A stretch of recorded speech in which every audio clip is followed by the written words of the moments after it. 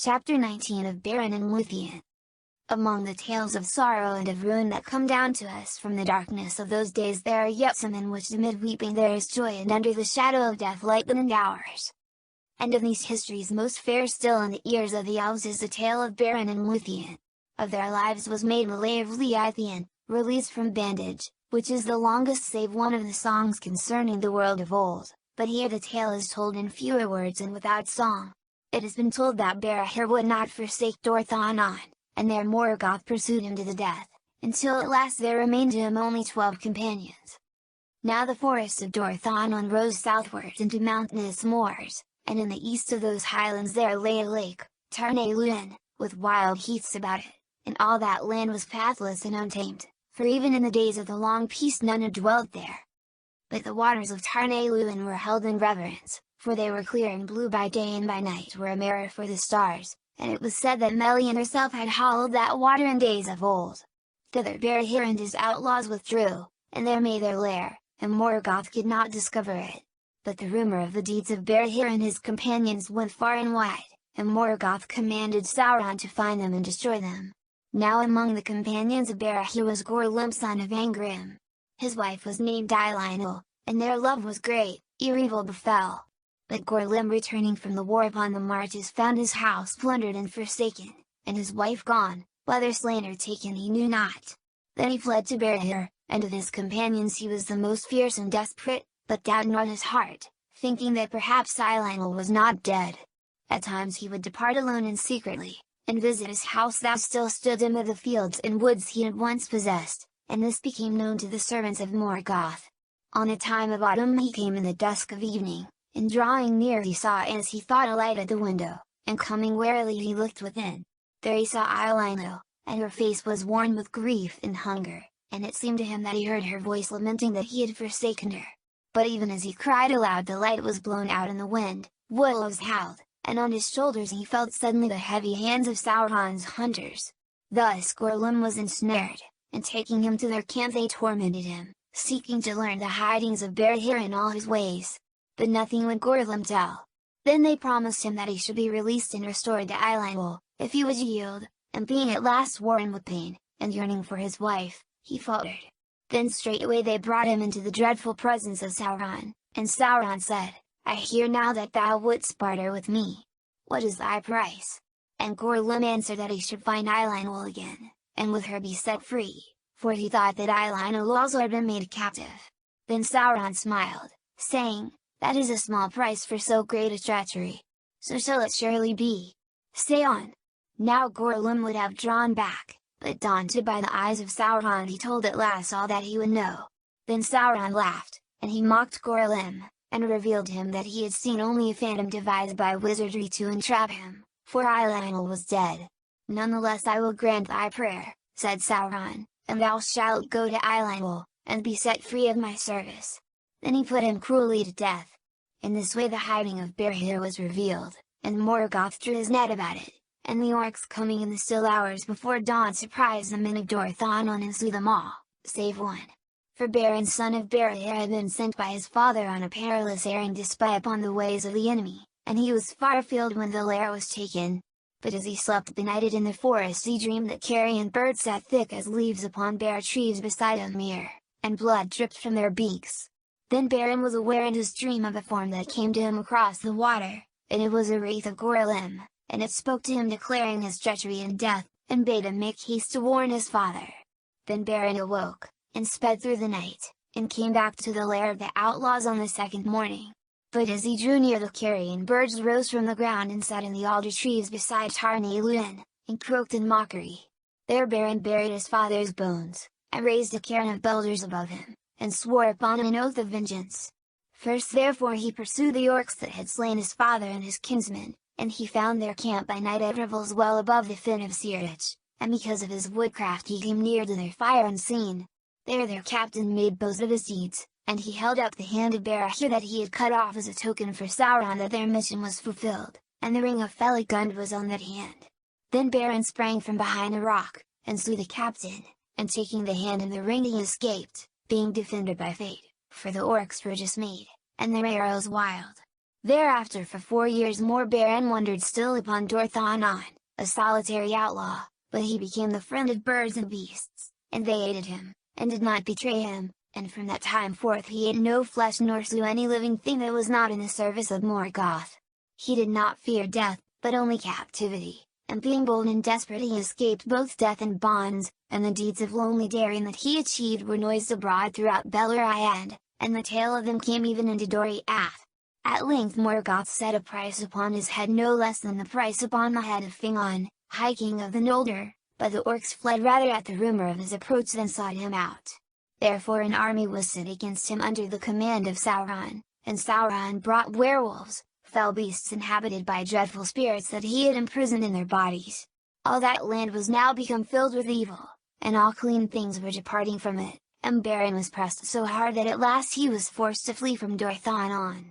In time of winter and snow he forsook the land and grave of his father, and climbing into the higher regions of Gorgoroth, the mountains of terror, he descried afar the land of Doriath. There it was put into his heart that he would go down into the hidden kingdom, where no mortal foot had yet trodden. Terrible was his southward journey. Sheer were the precipices of Gorgoroth, and beneath their feet were shadows that were laid before the rising of the moon. Beyond lay the wilderness of Dungertheb, where the sorcery of Sauron and the power of Melian came together, and horror and madness walked. There spiders of the fell race of Ungoliant abode, spinning their unseen webs in which all living things were snared, and monsters wandered there that were born in the long dark before the sun, hunting silently with many eyes. No food for elves or men was there in that haunted land, but death only. That journey is not accounted least among the great deeds of Beren, but he spoke of it to no one after, lest the horror return into his mind, and none know how he found a way, and so came by paths that no man nor elf else ever dared to tread to the borders of Doriath. And he passed through the mazes that Melian wove about the kingdom of Thingol, even as she had foretold, for a great doom lay upon him. It is told in the Lay of Leithian that Beren came stumbling into Doriath grey and bowed as with many years of woe, so great had been the torment of the road. But wandering in the summer in the woods of Neldorath he came upon Luthien, daughter of Thingol and Melian, at a time of evening under moonrise, as she danced upon the unfading grass in the glades beside her Skalden. Then all memory of his pain departed from him, and he fell into an enchantment, for Luthien was the most beautiful of all the children of Ilúvatar. Blue was her raiment as the unclouded heaven, but her eyes were grey as the starlit evening, her mantle was sewn with golden flowers, but her hair was dark as the shadows of twilight. As the light upon the leaves of trees, as the voice of clear waters, as the stars above the mists of the world, such was her glory and her loveliness, and in her face was a shining light. But she vanished from his sight, and he became dumb, as one that is bound under a spell, and he strayed long in the woods, wild and wary as a beast, seeking for her. In his heart he called her to Nuviel, that signifies nightingale, daughter of twilight, in the grey elven tongue, for he knew no other name for her. And he saw her afar as leaves in the winds of autumn, and in winter as a star upon a hill, but a chain was upon his limbs.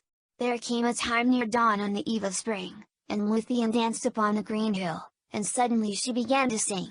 Keen, heart-piercing was her song as the song of the lark that rises from the gates of night and pours its voice among the dying stars, seeing the sun behind the walls of the world, and the song of Luthien released the bonds of winter, and the frozen waters spoke, and flowers sprang from the cold earth where her feet had passed.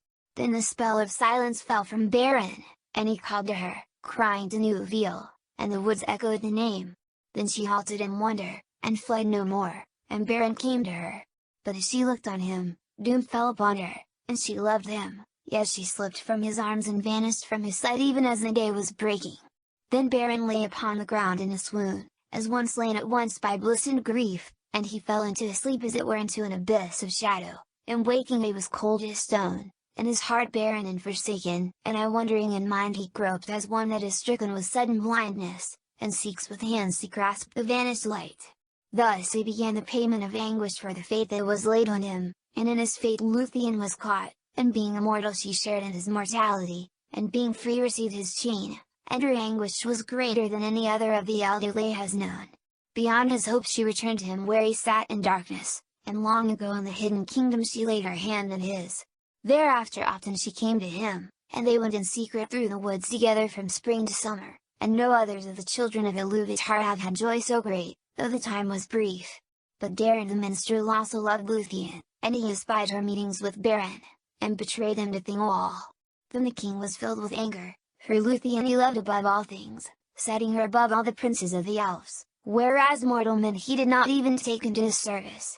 Therefore he spoke in grief and amazement to Luthien, but she would reveal nothing, until he swore an oath to her that he would neither slay Beren nor imprison him. But he sent his servants to lay hands on him and lead him to Menegroth as a malefactor, and Luthien forestalling them led Beren herself before the throne of Thingol, as if he were an honored guest. Then Thingol looked upon Beren in scorn and anger, but Melian was silent. "Who are you," said the king, "that come hither as a thief, and unbidden dare to approach my throne?"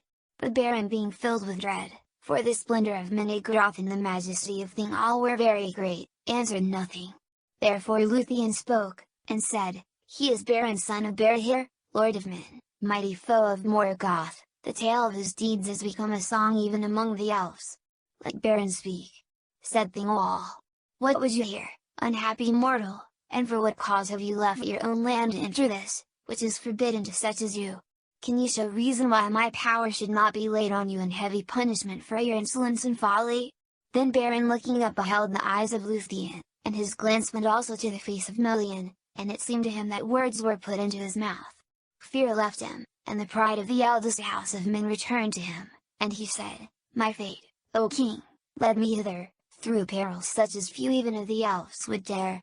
And here I have found what I sought not indeed, but finding I would possess forever.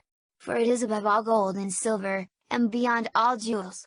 Neither rock, nor steel, nor the fires of Morgoth, nor all the powers of the elf kingdoms, shall keep from me the treasure that I desire. For Luthien your daughter is the fairest of all the children of the world." Then silence fell upon the hall, for those that stood there were astounded and afraid, and they thought that Beren would be slain. But Thingol spoke slowly, saying, "Death you have earned with these words, and death you should find suddenly, had I not sworn an oath in haste, of which I repent, base-born mortal, who in the realm of Morgoth has learned to creep in secret as a spies and thralls." Then Beren answered, "Death you can give me earned or unearned, but the names I will not take from you of base-born, nor spy, nor thrall. By the ring of Felagund, that he gave to Berahir my father on the battlefield of the north, my house has not turned such names from any elf, be he king or no." His words were proud, and all eyes looked upon the ring, for he held it now aloft, and the green jewels gleamed there that the Noldor had devised in Valinor. For this ring was like to twin serpents, whose eyes were emeralds, and their heads met beneath a crown of golden flowers, that the one upheld and the other devoured. That was the badge of Finarfin in his house. Then Melian leaned to Thingol's side, and in whispered counsel bade him forego his wrath. "For not by you," she said, "shall Beren be slain, and far and free does his fate lead him in the end, yet it is wound with yours. Take heed." But Thingol looked in silence upon Luthien, and he thought in his heart, "Unhappy men, children of the little lords and brief kings, shall such as these lay hands on you, and yet live?" Then breaking the silence he said, "I see the ring, son of Berahir, and I perceive that you are proud, and deem yourself mighty. But a father's deeds, even at his service been rendered to me, avail not to win the daughter of Thingol and Melian. See now! I too desire a treasure that is withheld. For rock and steel and the fires of Morgoth keep the jewel that I would possess against all the powers of the elf kingdoms. Yet I hear you say that bonds such as these do not daunt you. Go your way therefore. Bring to me in your hand a Silmaril from Morgoth's crown, and then, if she will, Luthien may set her hand in yours. Then you shall have my jewel, and though the fate of Arda lie within the Silmarils, yet you shall hold me generous." Thus he wrought the doom of Doriath, and was ensnared within the curse of Mandos. And those that heard these words perceived that Thingol would save his oath, and yet sent Beren to his death, for they knew that not all the power of the Noldor, before the siege was broken, had availed even to see from afar the shining Silmarils of Fëanor. For they were set in the Iron Crown, and treasured in Angband above all wealth, and Balrogs were about them, in countless swords, and strong bars, and unassailable walls, and the dark majesty of Morgoth. But Beren laughed. "For a little price," he said, "do elven kings sell their daughters, for gems, and things made by craft. But if this be your will, Thingol, I will perform it." and when we meet again my hand shall hold a Silmaril from the Iron Crown, for you have not looked the last upon Beren son of Barahir." Then he looked in the eyes of Melian, who spoke not, and he bade farewell to Luthien and to Nuviel, and bowing before Thingol and Melian he put aside the guards about him, and departed from Minegroth alone. Then at last Melian spoke, and she said to Thingol, "O king, you have devised cunning counsel. But if my eyes have not lost their sight, it is ill for you, whether Beren fail in his errand, or achieve it. For you have doomed either your daughter, or yourself. And now is Doriath drawn within the fate of a mightier realm." But Thingol answered, "I sell not to elves or men those whom I love and cherish above all treasure. And if there were hope or fear that Beren should come never back alive to Minegroth, he should not have looked again upon the light of heaven, though I had sworn it." But Luthien was silent, and from the tower she sang not again in Doriath. A brooding silence fell upon the woods, and the shadows lengthened in the kingdom of Thingol. It is told in the Lay of Leithian that Beren passed through Doriath unhindered, and came at length to the region of the Twilight Meres, and the fens of Sirion, and leaving Thingol's land he climbed the hills above the falls of Sirion, where the river plunged underground with great noise. Thence he looked westward, and through the mist and rains that lay upon those hills he saw Lothdurnan, the guarded plain, stretching between Sirion and Nerrig, and beyond he descried afar the highlands of Tor and Feroth that rose above Nargothrond. And being destitute, without hope or counsel, he turned his feet thither. Upon all that plain the elves of Nargothrond kept unceasing watch, and every hill upon its borders was crowned with hidden towers, and through all its woods and fields archers ranged secretly and with great craft. Their arrows were sure and deadly, and nothing crept there against their will. Therefore, ere Beren had come far upon his road, they were aware of him, and his death was nigh. But knowing his danger he held ever aloft the ring of Felagund, and though he saw no living thing, because of the stealth of the hunters, he felt that he was watched, and cried often aloud, "I am Beren son of Barahir, friend of Felagund. Take me to the king." Therefore the hunters slew him not, but assembling they waylaid him, and commanded him to halt. But seeing the ring they bowed before him, though he was in evil plight, wild and wayward, and they led him northward and westward, going by night lest their paths should be revealed. For at that time there was no ford or bridge over the torrent of Nerrig before the gates of Nargothrond, but further to the north, where Jinglish joined Nerrig, the flood was less, and crossing there and turning again southward the elves led Beren under the light of the moon to the dark gates of their hidden halls. Thus Beren came before King Finrod Felagund, and Felagund knew him, needing no ring to remind him of the kin of Beren of Barahir. Behind closed doors they sat, and Beren told of the death of Barahir, and of all that had befallen him in Doriath, and he wept, recalling Luthien and their joy together. But Felagund heard his tale in wonder and disquiet, and he knew that the oath he had sworn was come upon him for his death, as long before he had foretold to Galadriel. He spoke then to Beren in heaviness of heart. "It is plain that Thingol desires your death, but it seems that this doom goes beyond his purpose, and that the oath of Fëanor is again at work. For the Silmarils are cursed with an oath of hatred, and he that even names them in desire moves a great power from slumber, and the sons of Fëanor would lay of all the elf kingdoms in ruin rather than suffer any other than themselves to win or possess a Silmaril, for the oath drives them. And now Siligorm and Crufin are dwelling in my halls, and though I, Finarfin's son, am king, they have won a strong power in the realm, and lead many of their own people. They have shown friendship to me in every need, but I fear that they will show neither love nor mercy to you. If your quest be told, yet my own oath holds, and thus we are all ensnared." Then King Felagund spoke before his people, recalling the deeds of Barahir, and his vow, and he declared that it was laid upon him to aid the son of Barahir in his need, and he sought the help of his chieftains.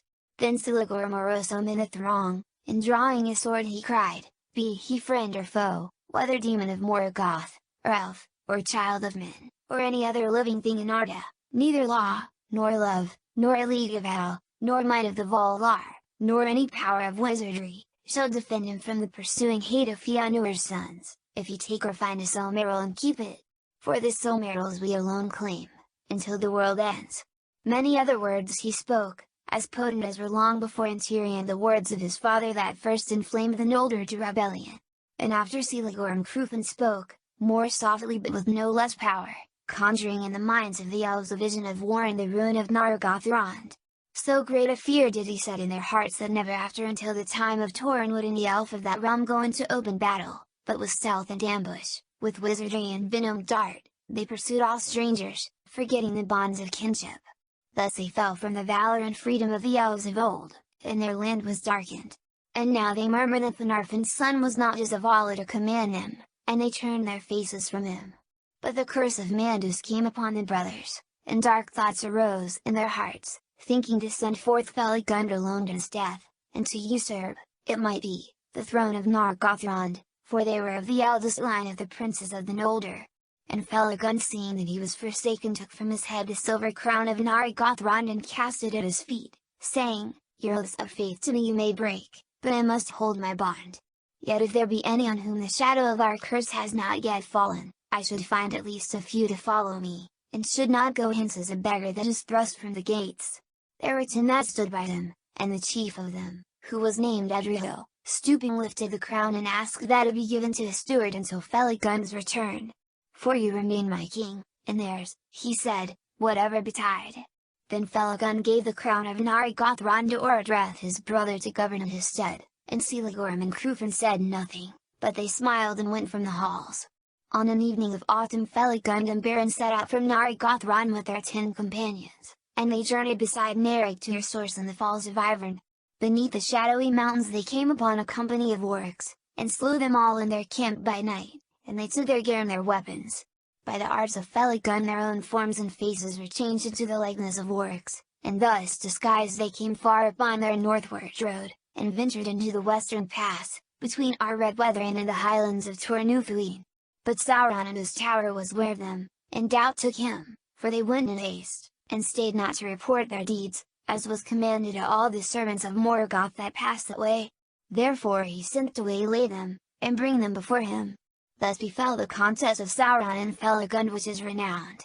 For Felagund strove with Sauron in songs of power, and the power of the king was very great, but Sauron had the mastery, as is told in the Lay of Leithian. He chanted a song of wizardry, of piercing, opening, of treachery, revealing, uncovering, betraying.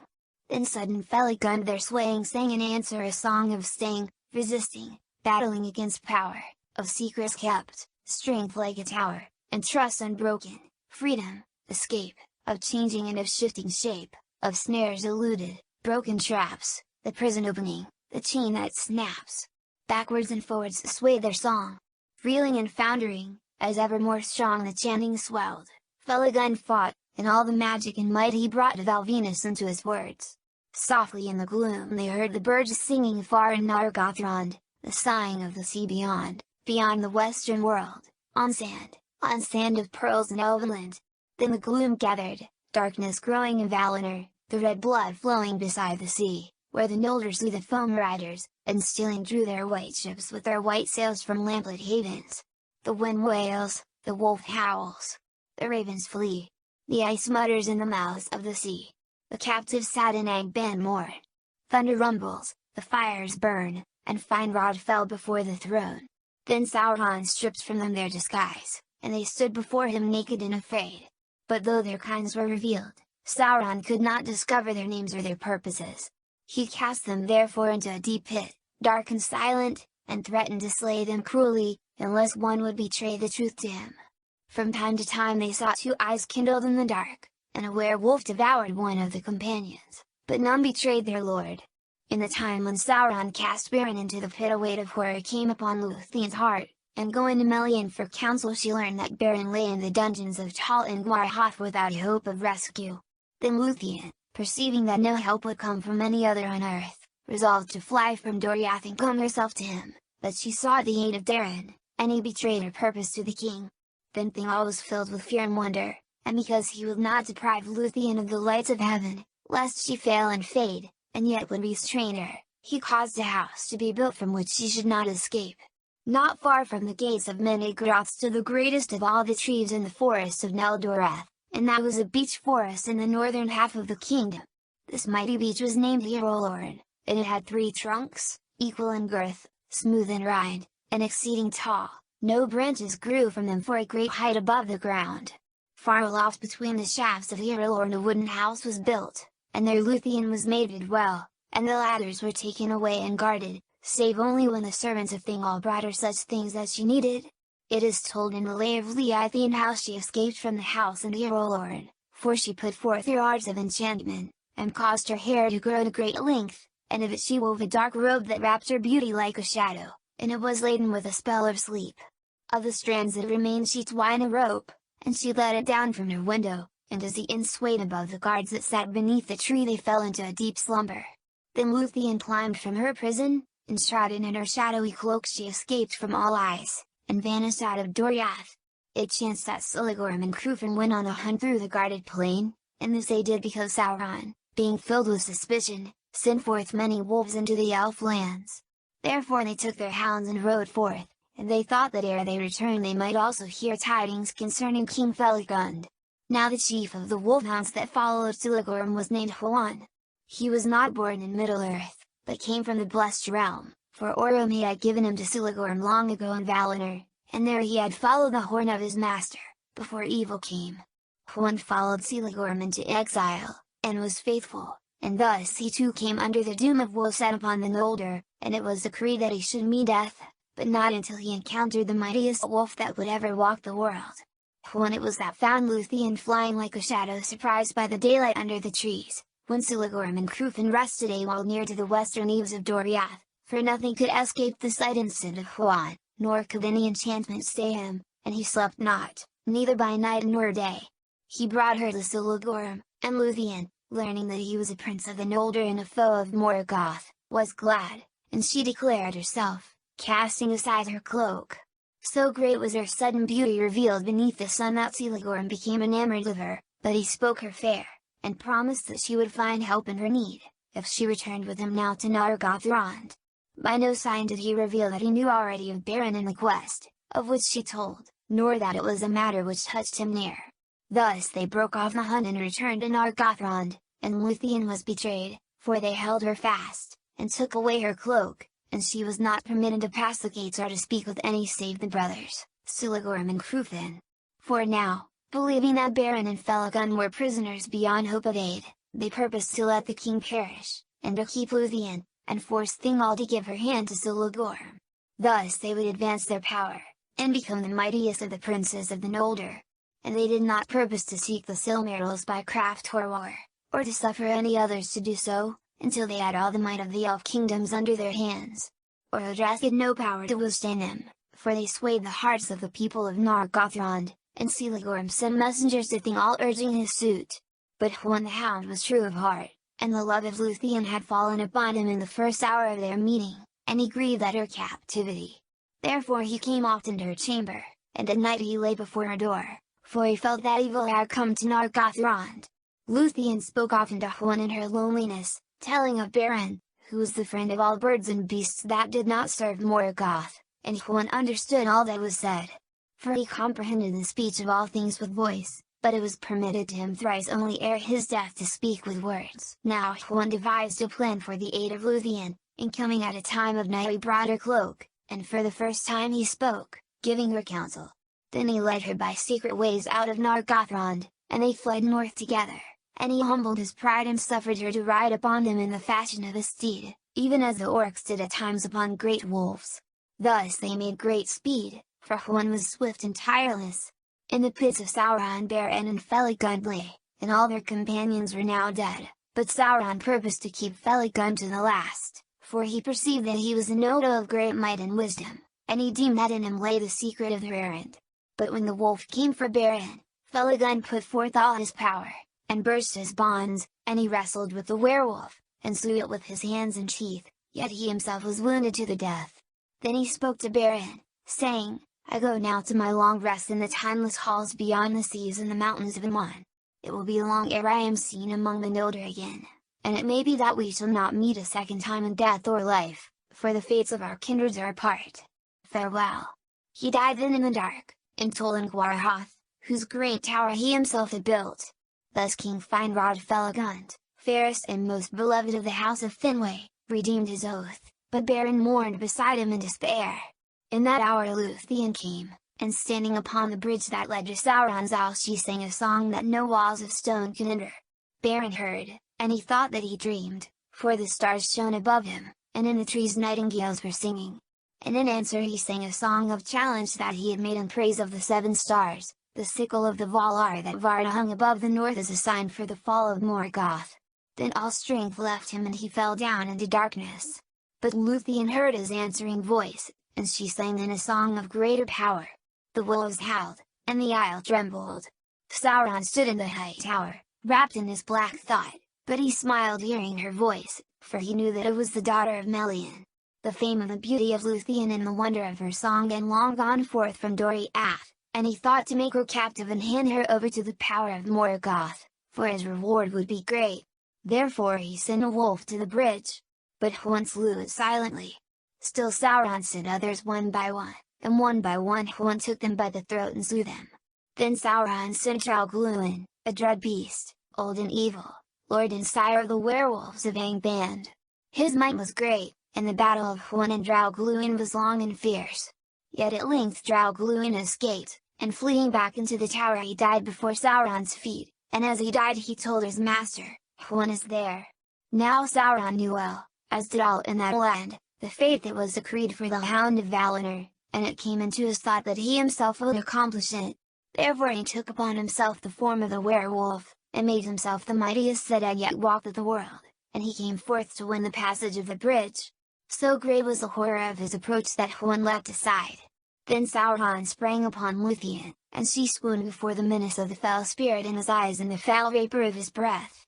But even as he came, falling she cast a fold of her dark cloak before his eyes, and he stumbled, for a fleeting drowsiness came upon him. Then Huan sprang. There befell the battle of Huan and Wolf Sauron, and the howls and baying echoed in the hills, and the watchers on the walls of our red weather and across the valley heard it afar and were dismayed.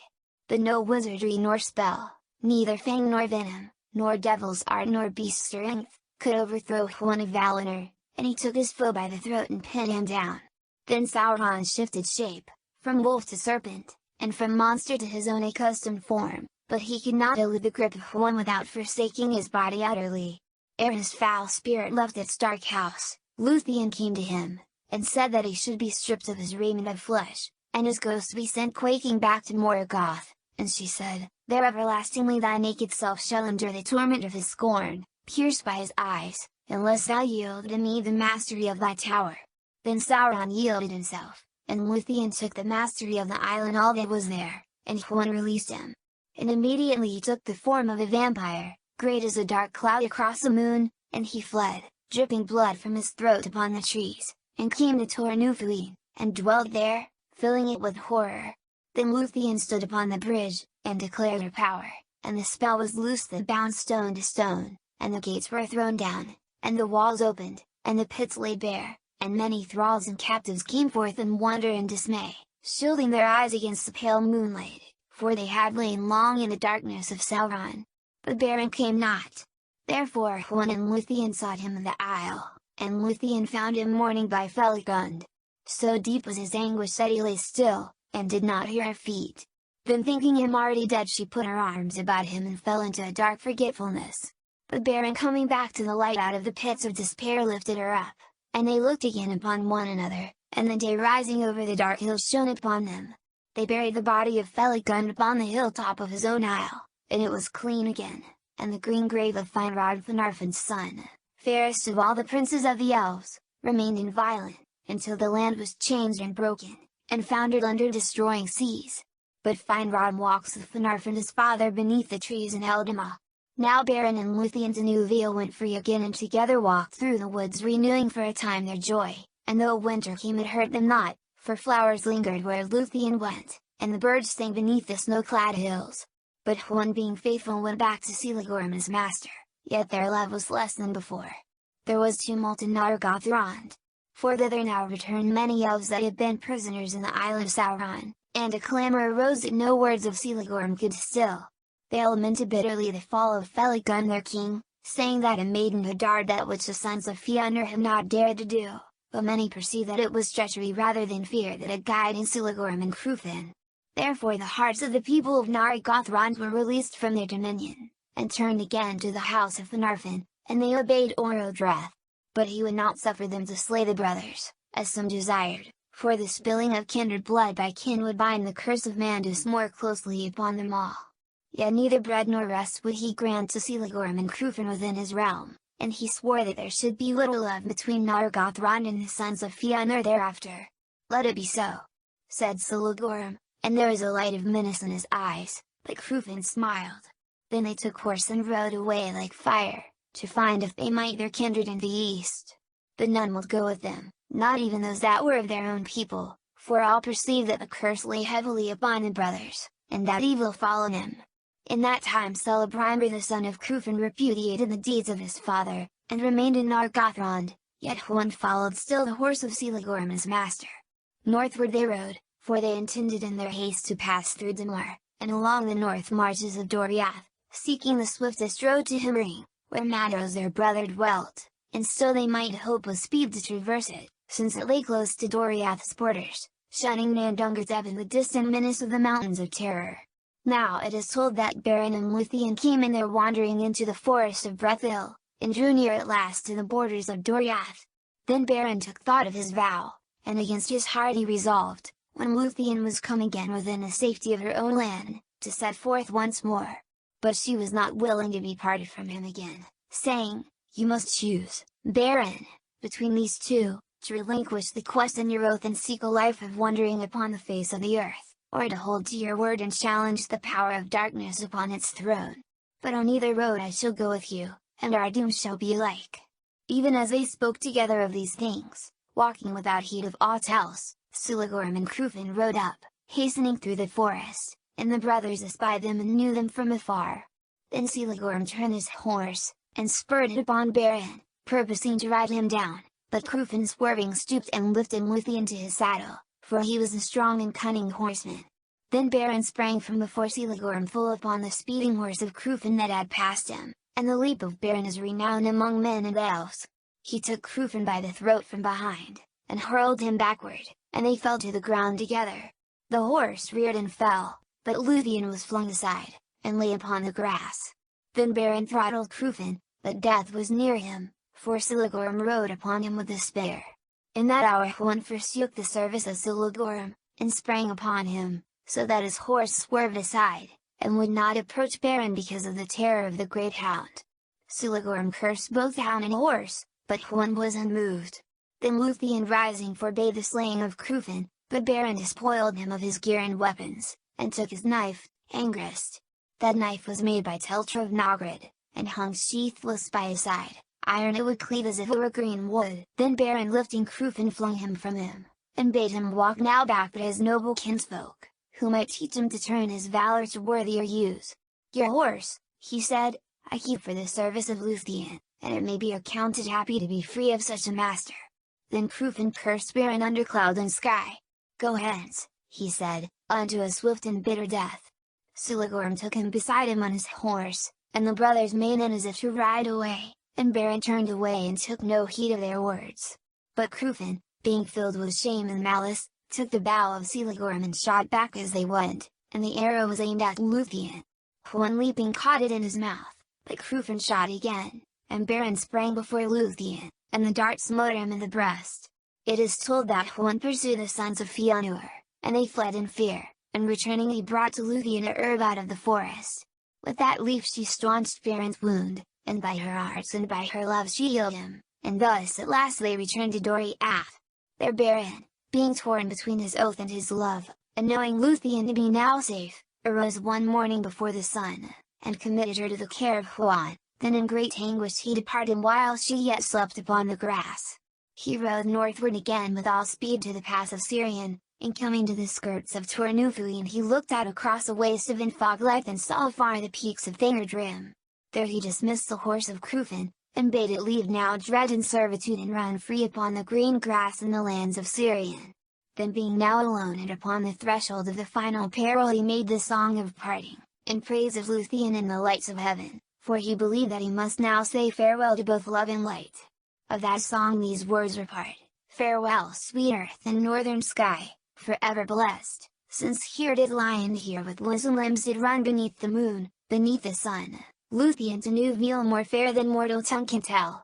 The ultra ruin fell the world and were dissolved and backward hurled and made into the old abyss, yet were its making good, for this, the dusk, the dawn, the earth, the sea, that Luthien for a time should be. And he sang aloud, caring not what ear should overhear him, for he was desperate and looked for no escape. But Luthien heard his song, and she sang in answer, as she came through the woods unlooked for.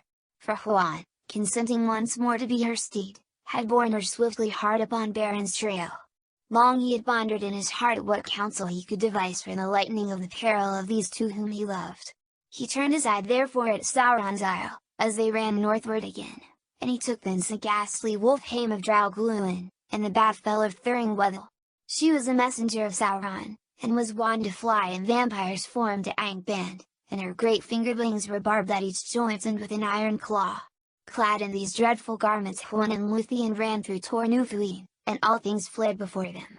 Beren seeing their approach was dismayed, and he wondered, for he had heard the voice of Denuviel, and he thought it now a phantom for his ensnaring. But they halted and cast aside their disguise, and Luthien ran towards him. Thus Beren and Luthien met again between the desert and the wood. For a while he was silent, and was glad, but after a space he strove once more to dissuade Luthien from her journey. "Thrice now I curse my oath to Thingol," he said, "and I would that he had slain me in Menegroth, rather than I should bring you under the shadow of Morgoth." Then for the second time Huan spoke with words, and he counselled Beren, saying, "From the shadow of death you can no longer save Luthien, for by her love she is now subject to it. You can turn from your fate and lead her into exile, seeking peace in vain while your life lasts. But if you will not deny your doom, then either Luthien, being forsaken, must assuredly die alone, or she must with you challenge the fate that lies before you, hopeless, yet not certain. Further counsel I cannot give, nor may I go further on your road. But my heart forebodes that what you find at the gate I shall myself see. All else is dark to me, yet it may be that our three paths lead back to Doriath, and we may meet before the end." Then Beren perceived that Luthien could not be divided from the doom that lay upon them both, and he sought no longer to dissuade her. By the counsel of Huan and the arts of Luthien he was arrayed now in the Hame of Draugluin, and she in the winged fell of Thuringwethel. Beren became in all things like a werewolf to look upon, save that in his eyes there shone a spirit grim indeed but clean, and horror was in his glance as he saw upon his flank a bat-like creature clinging with creased wings. Then howling under the moon he leapt down the hill, and the bat wheeled and fluttered above him. They passed through all perils, until they came with the dust of their long and weary road upon them to the drear dale that lay before the gate of Angband. Black chasms opened beside the road, whence forms as of writhing serpents issued. On either hand the cliffs stood as embattled walls, and upon them sat carrion fowl crying with fell voices. Before them was the impregnable gate, an arch wide and dark at the foot of the mountain, above it reared 1,000 feet of precipice. Their dismay took them, for at the gate was a guard of whom no tidings had yet gone forth. Rumour of he knew not what designs abroad among the princes of the elves had come to Morgoth, and ever down the aisles of the forest was heard the baying of Huan, the great hound of war, whom long ago the Valar unleashed. Then Morgoth recalled the doom of Huan, and he chose one from among the whelps of the race of Draugluin, and he fed him with his own hand upon living flesh, and put his power upon him. Swiftly the wolf grew, until he could creep into no den, but lay huge and hungry before the feet of Morgoth. There the fire and anguish of hell entered into him, and he became filled with the devouring spirit, tormented, terrible, and strong. Carcharoth, the Red Maw, he is named in the tales of those days, and Anvoglor, the jaws of thirst. And Morgoth set him to lie unsleeping before the doors of Angband, lest Huan come. Now Carcharoth espied them from afar, and he was filled with doubt, for news had long been brought to Angband that Draugluin was dead. Therefore when they approached he denied them entry, and bade them stand, and he drew near with menace, sending something strange in the air about them. But suddenly some power, descended from of old from divine race, possessed Luthien, and casting back her foul raiment she stood forth, small before the might of Carcharoth, but radiant and terrible. Lifting up her hand she commanded him to sleep, saying, "O woe-begotten spirit, fall now into dark oblivion, and forget for a while the dreadful doom of life." And Carcharoth was felled, as though lightning had smitten him. Then Beren and Luthien went through the gate, and down the labyrinthine stairs, and together wrought the greatest deed that has been dared by elves or men. for they came to the seat of Morgoth in his nethermost hall, that was upheld by horror, lit by fire, and filled with weapons of death and torment. There Beren slunk in wolf's form beneath his throne, but Luthien was stripped of her disguise by the will of Morgoth, and he bent his gaze upon her. She was not daunted by his eyes, and she named her own name, and offered her service to sing before him, after the manner of the minstrel. Then Morgoth, looking upon her beauty, conceived in his thought an evil lust, in a design more dark than any that had yet come into his heart since he fled from Valinor. Thus he was beguiled by his own malice, for he watched her, leaving her free for a while, and taking secret pleasure in his thought. Then suddenly she eluded his sight, and out of the shadows began a song of such surpassing loveliness, and of such blinding power, that he listened perforce, and a blindness came upon him, as his eyes roamed to and fro, seeking her. All his court were cast down in slumber, and all the fires faded and were quenched, but the Silmarils in the crown on Morgoth's head blazed forth suddenly with a radiance of white flame, and the burden of that crown and of the jewels bowed down his head, as though the world were set upon it, laden with a weight of care, of fear, and of desire, that even the will of Morgoth could not support. Then Luthien, catching up her winged robe, sprang into the air, and her voice came dropping down like rain into pools, profound and dark. She cast her cloak before his eyes, and set upon him a dream, dark as the outer void where once he walked in alone. Suddenly he fell, as a hill sliding in avalanche, and hurled like thunder from his throne lay prone upon the floors of hell. The iron crown rolled echoing from his head. All things were still. As a dead beast Beren lay upon the ground, but Luthien, touching him with her hand, aroused him, and he cast aside the wolf hame. Then he drew forth the knife Angrist, and from the iron claws that held it he cut a Silmaril.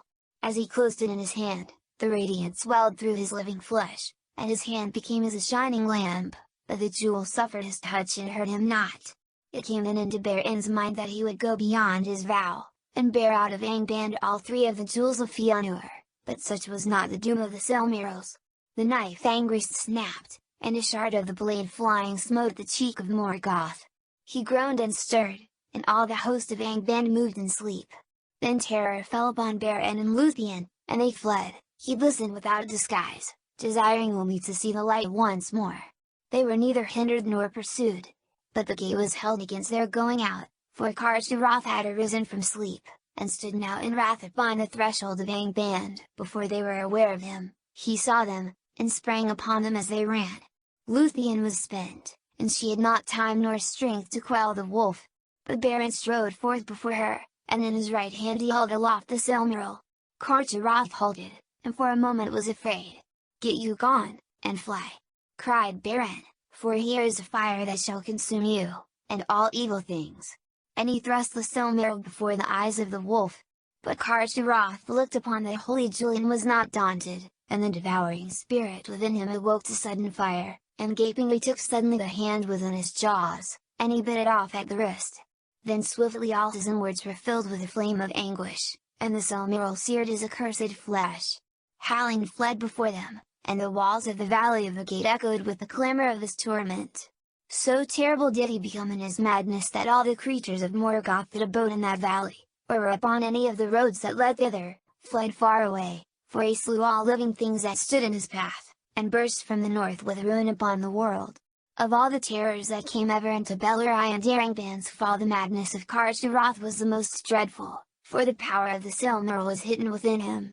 Now Beren lay in a swoon within the perilous gate, and death drew nigh him, for there was venom on the fangs of the wolf. Luthien with her lips drew out the venom, and she put forth her failing power to staunch the hideous wound. But behind her the depths of Angband the rumour grew of great wrath aroused. The hosts of Morgoth were awakened. Thus the quest of the Silmaril was like to have ended in ruin and despair, but in that hour above the wall of the valley three mighty birds appeared, flying northward with wings swifter than the wind. Among all birds and beasts the wandering in need of Beren had been loyest, and Huan himself had bidden all things watch, that they might bring him aid. High above the realm of Morgoth Thorondr and his vassals soared, and seeing now the madness of the wolf and Beren's fall they came swiftly down, even as the powers of Angband were released from the toils of sleep. Then they lifted up Luthien and Beren from the earth, and bore them aloft into the clouds. Below them suddenly thunder rolled, lightnings leapt upward, and the mountains quaked. Fire and smoke belched forth from Thingerdrim, and flaming bolts were hurled far abroad, falling ruinous upon the lands, and the Nildr and Hethlum trembled. But Therander took his way far above the earth, seeking the high roads of heaven, where the sun day long shines unveiled and the moon walks amid the cloudless stars. Thus they passed swiftly over Dornufoglith, and over Tornufuin, and came above the hidden valley of Tumladen. No cloud nor mist lay there, and looking down Luthien saw far below, as a white light starting from a green jewel, the radiance of Gondolin the fair where Turgon dwelt. But she wept, for she thought that Beren would surely die. He spoke no word, nor opened his eyes, and knew thereafter nothing of his flight. And at the last the eagles set them down upon the borders of Doriath, and they were come to that same dell when Spirit had stolen in despair and left Luthien asleep. There the eagles laid her at their inside and returned to the peaks of Crisagrim in their high eyries, but Huan came to her, and together they tended Beren, even as before when she healed him in the wound that Crufin gave to him. But this wound was foul and poisonous. Long Beren lay, and his spirit wandered upon the dark borders of death, knowing ever an anguish that pursued him from dream to dream. Then suddenly, when her hope was almost spent, he woke again, and looked up, seeing leaves against the sky, and he heard beneath the leaves singing soft and slow beside him Luthien to Nuviel. And it was spring again. Thereafter Beren was named Urchemian, which is the one-handed, and suffering was graven in his face. But at last he was drawn back to life by the love of Luthien, and he arose, and together they walked in the woods once more. And they did not hasten from that place, for it seemed fair to them. Luthien indeed was willing to wander in the wild without returning, forgetting house and people and all the glory of the elf kingdoms, and for a time Beren was content, but he could not for long forget his oath to return to Menegroth, nor would he withhold Luthien from Thingol forever.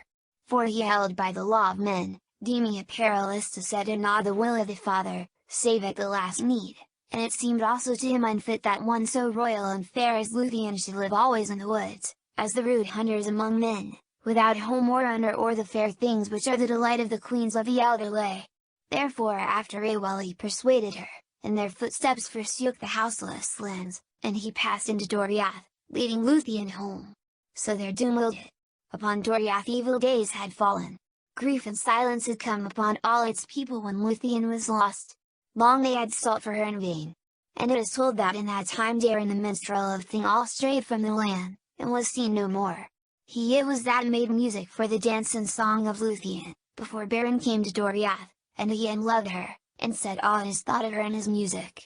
He became the greatest of all the minstrels of the elves east of the sea, named even before Maglar son of Fionor.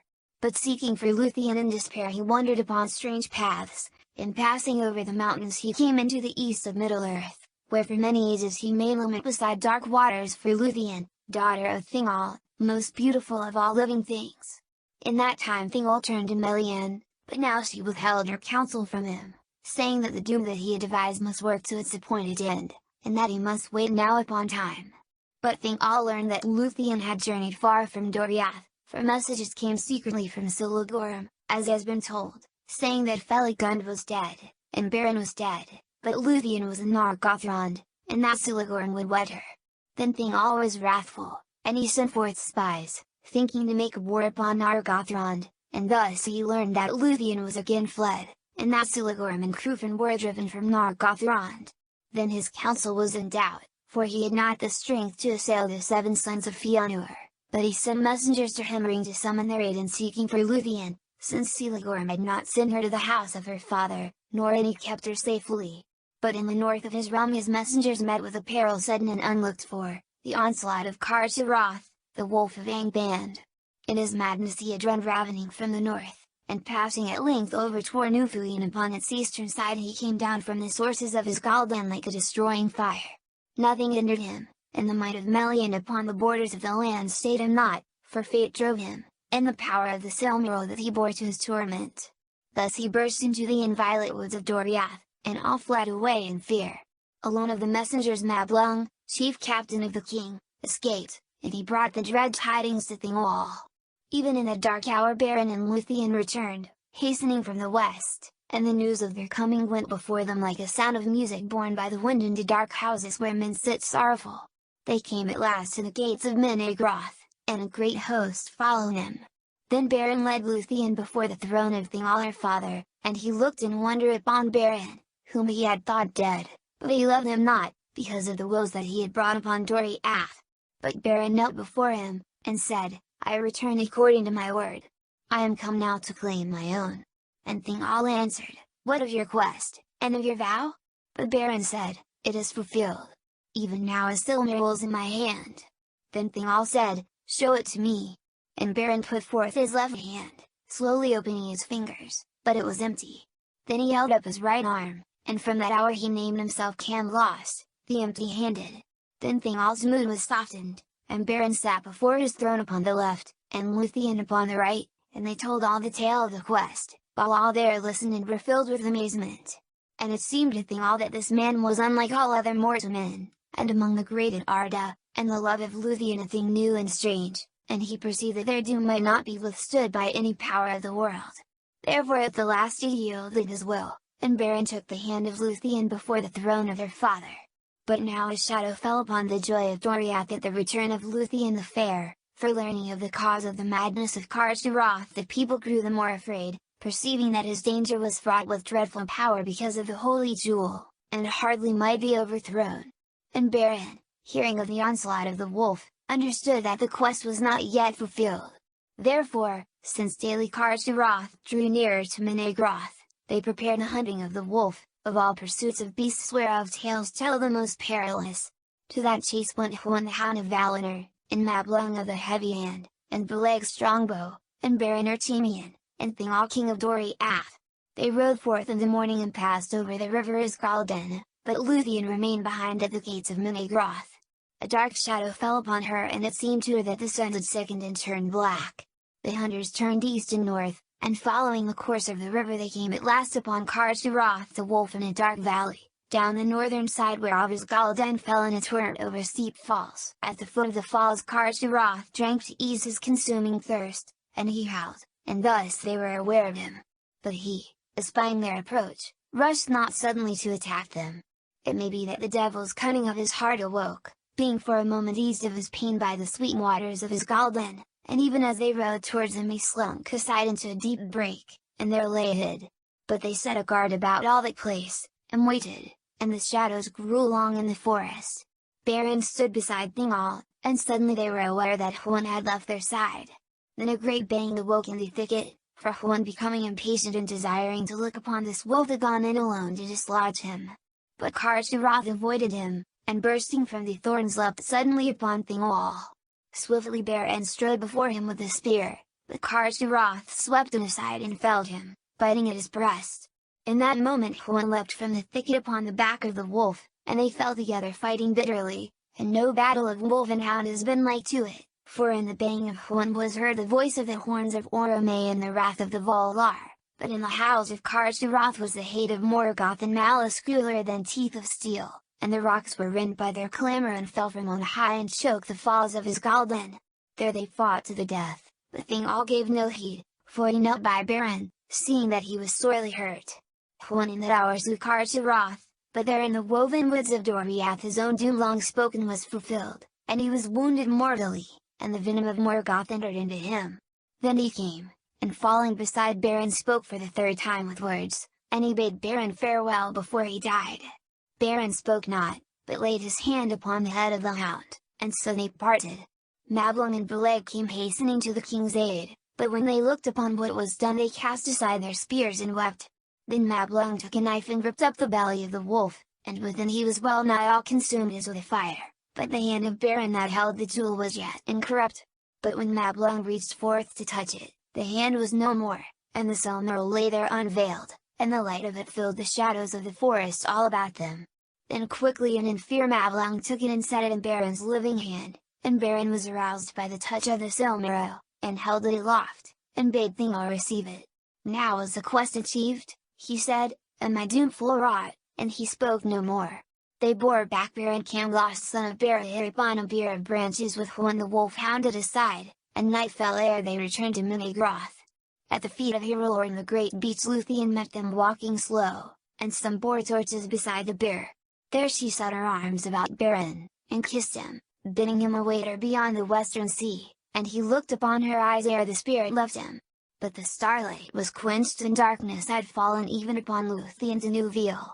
Thus ended the quest of the Silmaril, but the Lay of Leithian, released from bandage, does not end.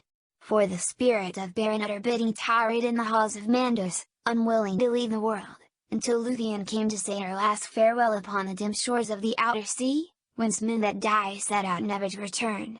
But the spirit of Luthien fell down into darkness, and at the last have fled, and her body lay like a flower that is suddenly cut off and lies for a while unwithered on the grass. Then a wonder, as it were the hoar age of mortal men, fell upon Thingwall. But Luthien came to the halls of Mandos, where are the appointed places of the elder lay, beyond the mansions of the west upon the confines of the world. There those that wait sit in the shadow of their thought. But her beauty was more than their beauty, and her sorrow deeper than their sorrows, and she knelt before Mandos and sang to him. The song of Luthien before Mandos was the song most fair that ever in words was woven, and the song most sorrowful that ever the world shall hear. Unchanged, imperishable, it is sung still in Valinor beyond the hearing of the world, and listening the Valar are grieved.